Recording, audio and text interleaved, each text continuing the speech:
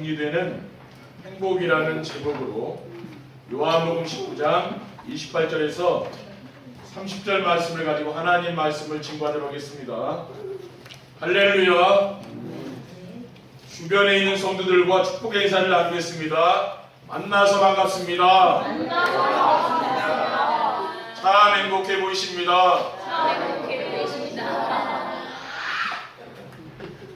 하나님은 현장을 살리는 교회가 되도록 지난 6개월 동안 현장에 필요한 행복에 대한 메시지를 주셨습니다. 지금 현장에는 무엇이 필요합니까? 행복이 없는 거죠. 현장에 행복이 필요한 겁니다.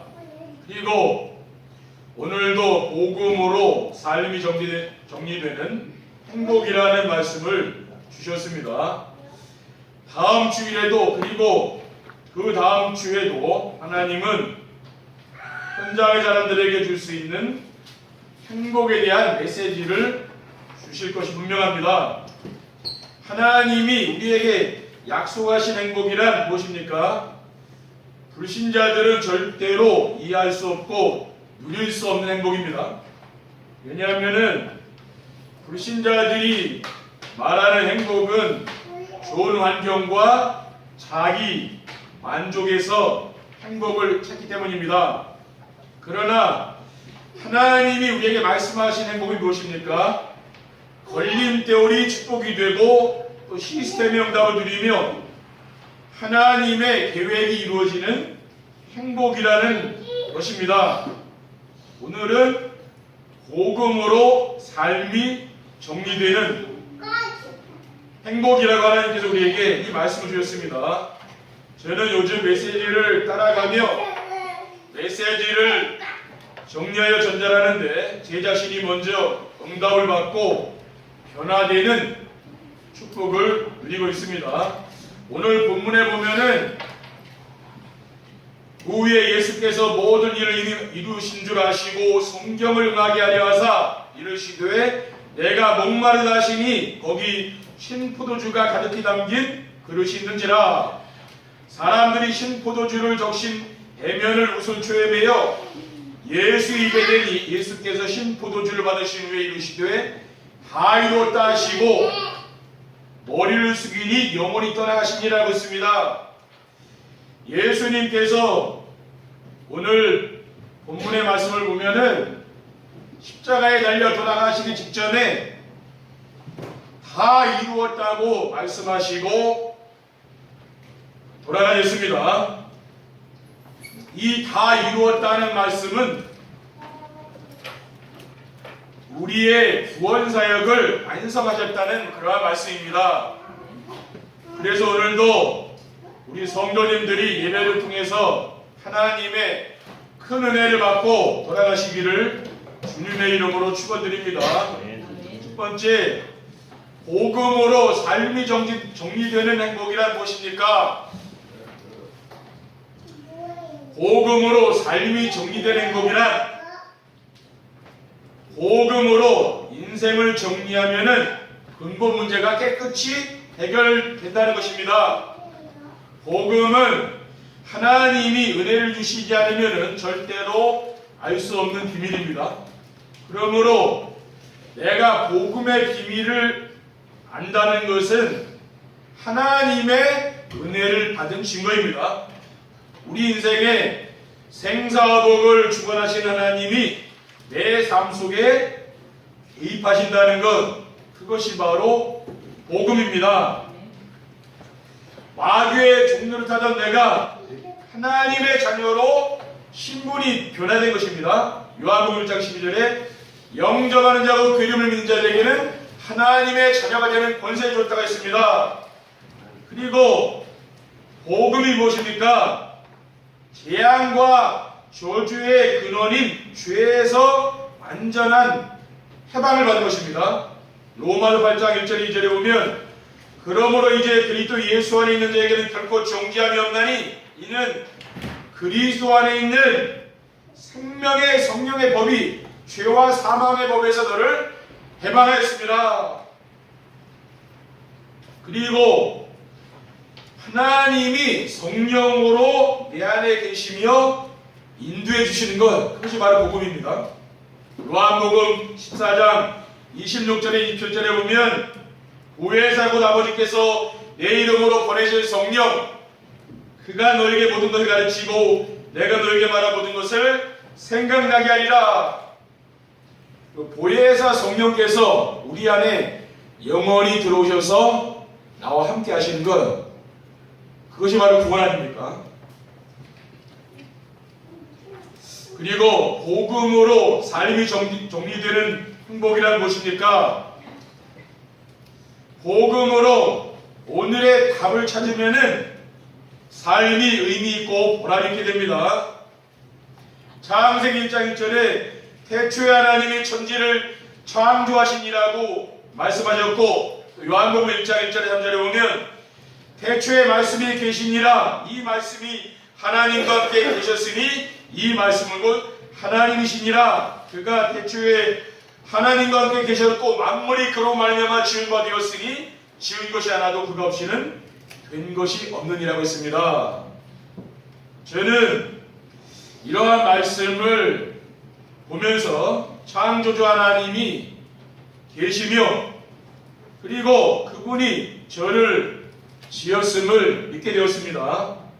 그래서 하나님이 왜 나를 지었을까 궁금해서 하나님 말씀에서 답을 찾아보니까 이사야 43장 21절에 보면 이 백성은 내가 나를 위하여 지었나니 나를 찬송하게 하렵니다. 그런 말씀을 보게 되었습니다. 하나님이 나를 지으신 것은 하나님을 찬송하게 하려고 하나님이 지었구나. 또 그 말은 뭡니까? 하나님께 예배하기 위해서, 그래서 하나님께 영광 돌리기 위해서 하나님이 나를 지었구나. 그것을 알게 되었습니다. 그러므로 우리는 세상을 살아가면서 어떤 문제를 만나든지 완전한 답이 되시는 그리스도가 우리와 함께 계시기 때문에 어떤 일을 만나든지 괜찮은 것입니다. 인생의 모든 문제는 하나님을 떠나 살 수 없는 인간이 하나님 말씀에 불순종하여서 하나님을 떠나서 죄와 사탄의 종로를 타여 시작된 문제입니다. 그래서 하나님께서 일방적으로 구원의 길을 열어주신 것이지요. 요한복음 14장 6절에 보면은 내가 곧 길이요 진리요 생명이니 나로 말미암지 않고는 아버지께로 올 자가 없느니라. 우리가 구원받은 하나님의 자녀이기 때문에 이제 말씀 안에서 오늘 내가 할 일은 무엇입니까? 하나님이 주신 미션을 찾는 겁니다. 오늘은 이 말씀을 통해서 우리가 미션을 찾는 겁니다. 나에게 오늘이라는 이날을 허락하신 하나님의 계획을 찾는 거죠. 그리고 내가 머물고 있는 이 현장을 향한 하나님의 계획이 있지 않습니까? 그걸 찾는 거예요. 그리고 내가 만나고 있는 이 사람을 만나게 하신 하나님의 계획이 있잖아요. 그것을 내가 질문하는 것입니다. 그럼 하나님은 우리가 질문할 때에 하나님이 우리에게 답을 주시는 것이죠. 질문하지 않으면 답을 줄 이유는 없잖아요. 학생들이 선생님께 질문해야지 선생님이 답을 주지, 질문하지 않으면 답을 주지 않습니다. 그렇죠? 그러니까 신앙생활을 잘 한다는 것은 내가 하나님의 말씀 속에 들어가서 내가 자꾸 질문하는 거죠. 그러면 무엇이 나옵니까? 오늘의 전도가 나옵니다. 내가 만나 누리는 그 하나님을 필요로 하는 그 사람을 찾는 것이죠. 그래서 내 인생의 스토리를 정리해서 뭡니까? 내 삶을 정리하는 거예요. 내 삶을 정리한다는 말은 무엇입니까? 내 인생 스토리를 내가 가지고 있다는 말이에요. 그러니까 사도 바울은 자기 인생 스토리가 분명히 있잖아요. 당대 세계에서 그리스도를 만나고 이 가운데서 그리스도를 만나고 사도 바울은 전도자로 하나님께 평생 쓰임받지 않았습니까? 또 그리스도를 만나기 전에는 멸망의 길로 가게 됐죠. 예수 믿는 자를 박해하고 옥에 가두는 핍박자로 그는 살아갔습니다. 그러니까 분명한 인생의 스토리가 있는 겁니다. 우리가 이 인생의 스토리를 가지고 또 강단에서 주시는 그 말씀의 증거를 가지고 주변 사람들에게 증인으로 서는 겁니다. 그것이 바로 오늘의 전도입니다.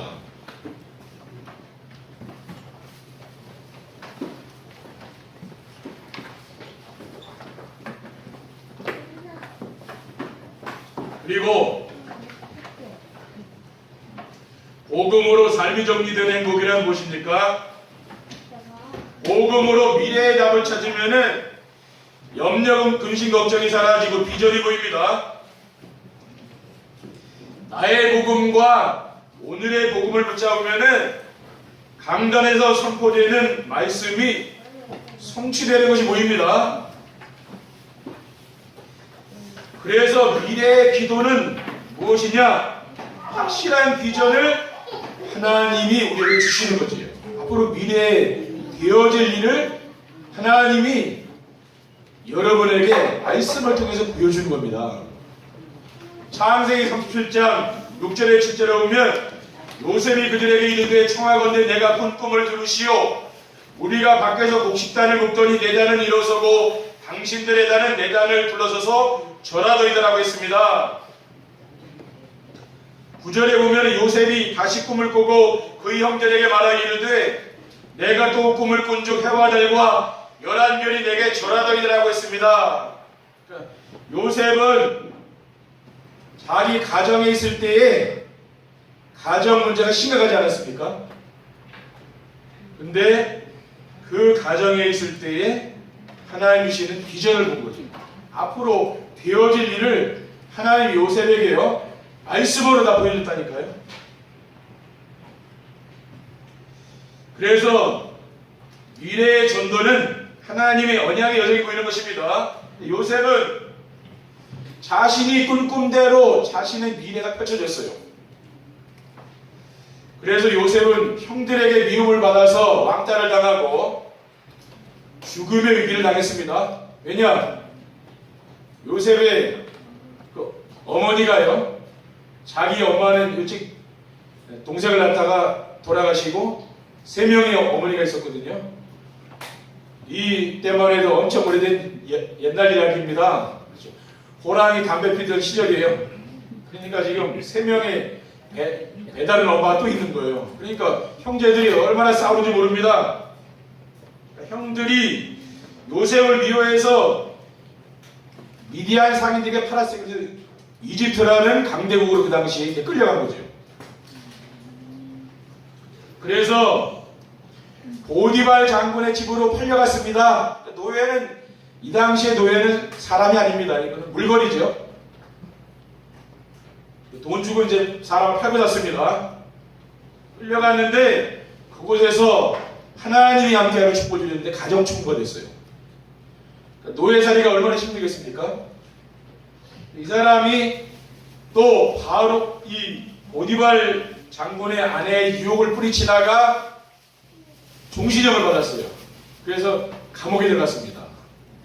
자기가 바르게 살려고 요셉은 하나님을 섬기는 사람이기 때문에 죄를 안 지려고 하다 오히려 더 큰일이 벌어진 거예요. 그래서 어디 갔습니까? 감옥에 들어간 거예요. 그때도 하나님이 요셉과 함께 했다고 했습니다. 결국은 감옥에서 왕의 중수를 가두어두는 감옥인데 그곳에서 술 맡은 관원장을 만난 거예요. 그래서 귀인을 만났습니다. 그 사람의 꿈을 해석해주고 나중에 이 술 맡은 관원장이 다시 복직이 되어서 바로왕 밑에 가서 술을 따라주는 사람이 되었는데 그때 바로왕이 꿈을 꿨는데 그것을 애굽 전역에는 해석해줄 그러한 사람이 없어서 요셉을 불렀습니다. 요셉이 바로왕의 꿈을 해석해주고 애굽의 7년 흉년과 7년 풍년을 이어나고 총리가 되었어요. 미래를 벌써 내다보고 있잖아요. 그러니까 바로 왕이 요셉을 총리로 세웠습니다. 그게 무엇입니까? 바로 요셉의 언약의 여정이에요. 요셉은 진짜 죽도록 고생했습니다. 노예 같고 감옥 갔잖아요. 근데 하나님은 요셉을 서비스 자리에 올렸어요. 그게 바로 뭡니까? 우리 렘넌트들의 언약의 여정이라. 그러니까 지금 여러분이 어렵다고 해서 근심하고 낙심하지 마시기 바랍니다. 하나님이 함께 하시면은 앞으로 우리 렘넌트들을 영적인 서밋으로, 이 세상의 서밋으로 세울 줄 믿습니다.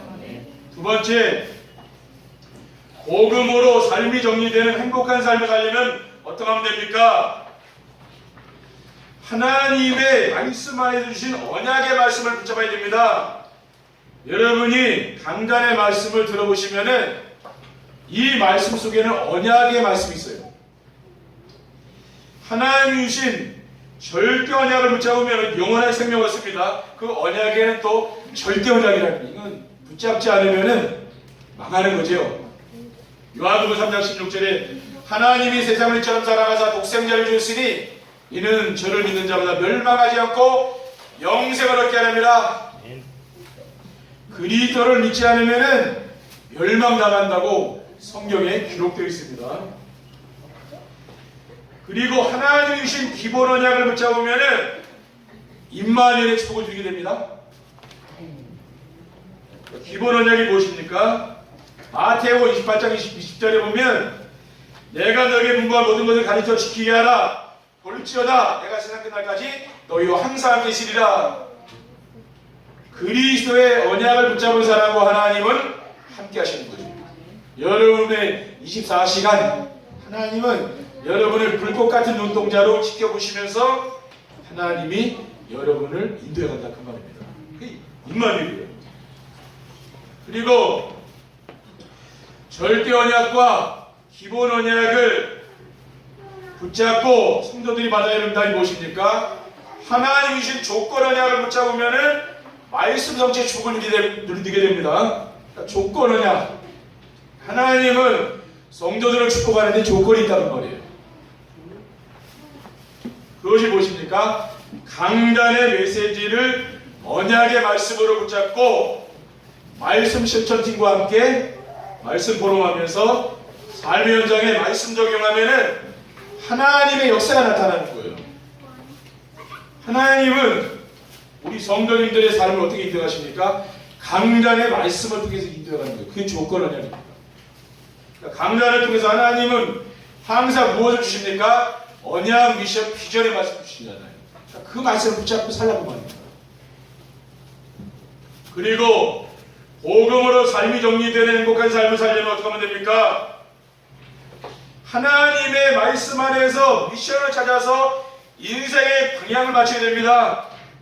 하나님 말씀 속에는 미션이 있으면 실천할 거예요. 하나님이 주신 절대 미션은 땅끝까지 이르러 증인이 되는 것입니다. 사도행 1.8절에 오직 성령 충만 받으면 권능받고 예루살렘과 온 유대와 사마리아 땅까지 이르러 내 증인되리라고 했어요. 그리고 미션에는 어떤 미션이 있냐면은 기본 미션이 있습니다. 기본 미션이 무엇이냐? 세계 복음화를 위해서 제자를 찾는 겁니다. 마태복음 28장 10절에 보면 그러므로 너희는 가서 모든 민족을 제자로 삼아 아버지 아들과 성령의 이름으로 세례를 베풀라고 했습니다. 모든 민족을 제자 삼아라. 그게 바로 기본 미션이에요. 그러니까 왜냐? 성도들 중에는 뭡니까? 진짜 제자들이 이 안에 숨겨져 있다 그 말이죠. 그리고 하나님이 주신 도전 미션이 있습니다. 도전해야 될 게 있어요. 그것이 무엇이냐? 제자를 세울 수 있는 그릇을 준비하는 거예요.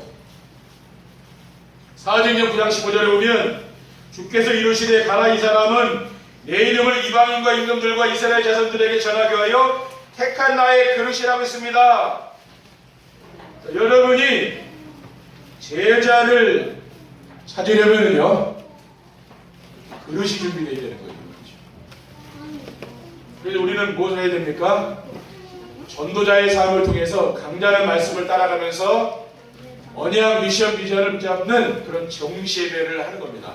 그렇게 되면은 여러분의 이제 그릇이 준비되는 거예요. 그릇에 뭡니까? 그릇이 준비되어 담길 거 아닙니까? 우리가 믿음의 큰 그릇을 준비해야 되는 거죠. 왜? 그래야 담길 거 아닙니까? 그렇죠. 그릇이 작으면은 깨어진 그릇에는 당연히 담을 수가 없습니다. 깨어진 독에는 물을 담을 수가 없어요. 그렇죠. 그 뭡니까? 우리가 이런 상처 이런 것들이 복음으로 치유되어야 되는 것입니다. 그래야 큰 응답을 받는 것입니다. 그리고 복음으로 삶이 정리되는 행복한 삶을 살면 어떻게 하면 됩니까? 하나님의 말씀 안에서 비전을 찾아 평생 기도 제목으로 삼아야 됩니다. 하나님의 말씀 속에는 언약의 말씀이 있고 미션의 말씀이 있고 비전의 말씀이 있다 그랬죠. 비전은 뭡니까? 기도 제목이에요. 하나님이 우리에게 주신 절대 비전은 예수 그리스도의 재림입니다. 마태복음 24장 14절에 보면 이 천국 복음이 모든 민족에게 증언되기 위하여 온 세상에 전파되리니 그제야 끝이 오리라. 우리는 세상이 이렇게 살기 좋은데 무슨 끝이 있냐고 보잖아요. 그런데 주님의 말씀에 보면 끝이 있다 그랬어요. 종말이 있다는 말이에요. 요한복음 14장 1절 한 절에 보면 너희는 마음에 근심하지 말라. 하나님을 믿으니 또 나를 믿으라. 내 아버지 집에 거할 곳이 많도다. 그렇지 않으면 너희에게 이르시리라. 내가 너희를 위하여 거처를 예비하러 가노니 가서 너희를 위하여 거처를 예비하면 내가 다시 와서 너희를 내게로 영접하여 나 있는 곳에 너희도 있게 하리라. 주님께서 승천하시면서 구름 타고 승천하셨는데 이 땅에 재림하실 때 구름 타고 다시 오신다고 했습니다. 왜 가셨냐? 궁금하시죠? 왜 천국에 가셨습니까? 그 이유는 거처는 집을 말하는 거 아니에요. 여러분이 살아야 될 집이 어디 있습니까? 천국에 있는 거예요. 여러분이 지상에서도 집 없는 사람, 다리 밑에서 살지 않는 사람, 그 사람 빼고 어디 집 없는 사람 있습니까? 다 있잖아요. 여러분이 이 땅을 떠나가면은 천국에 가면은 저기 길거리에 자는 게 아닙니다. 집이 있다는 말이에요. 근데 예수님께서 성도들의 거처를 마련하러 가셨다 그랬거든요. 그렇지 않아요? 거처가 다 마련되면 다시 오신다 그랬어요. 그리고 하나님이 성도에게 주신 비전이 무엇입니까? 주님의 혼인잔치에 참여하는 겁니다. 주님께서 이 땅에 구름을 타고 재림하실 때 천군 천사들이 나팔을 울면서 이제 복음이 온전히 전파되면은 주님이 다시 오시는데 그때 성도들은 구름을 타고 하늘나라의 이 공중으로 올라가서 혼인잔치에 참여한다 그랬어요. 그러니까 성도는 뭡니까? 주님의 신부죠. 신랑은 예수 그리스도 신부입니다. 우리는 주님의 신부예요. 그러니까 혼인잔치 하는 겁니다. 이것이 무엇이냐? 성도에게 준 비전이라는 거예요. 그리고 하나님이 전도자에게는 비전을 줬어요. 그 뭡니까? 하나님 나라의 상급을 받는데 전도자는 상급이 있다고 말해요. 여러분 학생이요. 다 선생님이 상을 주는 건 아니잖아요. 어떤 사람이 줍니까? 공부를 잘하거나 뭐 특별한 봉사를 했거나 뭐 한 사람한테 상 주는 거 아닙니까? 아무나한테 상 주는 거 아니라는 거예요. 그러니까 졸업식 때에 다 상 받는 건 아니죠. 졸업장은 다 받지만은 뭡니까? 상은 다 주는 게 아니에요. 특별한 사람에게 주잖아요. 하나님도 마찬가지입니다. 하나님은 전도자에게는 하나님 나라의 상급이 있다는 거예요. 상급. 우리는 이 상급을 위해서 살아가는 것이죠. 다니엘서 12장 3절에 보면 지혜 있는 자는 궁창의 빛과 같이 빛날 것이요 많은 사람을 옳은 대로 돌아오게 한 자는 별과 같이 영원토록 빛나리라. 그러니까 여러분 진짜 하늘나라의 이 상급을 바라보고 사시기를 바랍니다. 하나님 나라의 상급은 어떻습니까? 이 세상에서 우리가 전도한 영혼, 그가 하늘나라의 상급이에요. 그리고 전도자의 삶을 살면서 남기고 할 제자가 있죠. 또 우리와 함께 전도자의 삶을 살고 또 언약 미션 비전을 붙잡고 실천하는 그러한 제자가 있거든요. 그 사람들이 우리 우리가 하늘나라에서 받을 상급이라는 말입니다. 우리 성도님들이 정말 이러한 상급을 위해서 살아가시기를 주님의 이름으로 축원드립니다. 세 번째, 복음으로 삶이 정리된 행복한 삶을 살게 되면 어떻게 됩니까? 여러분이 이제 7월 첫 주니까 이제 6개월이 지나갔잖아요. 오늘부터는 이제는 하반기입니다. 그렇죠? 우리가 맥주감사절을 원래 오늘이 맥주감사절인데요. 7월 15일 날 다음 주에 하기로 했습니다. 왜냐하면은 맥주감사절을 우리가 그냥 절기이기 때문에 우리가 보내잖아요.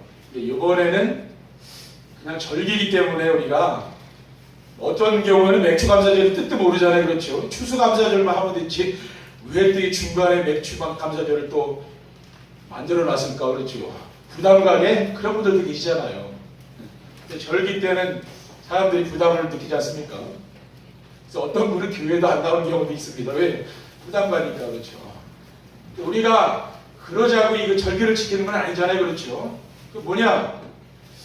저도 과거에 신앙생활 할 때 맥주절, 추수감사절인데 왜 맥주절은 또 왜 하지? 저는 그런 생각 했었어요. 또 부담가기도 하더라고요. 그렇죠? 헌금하고 하니까.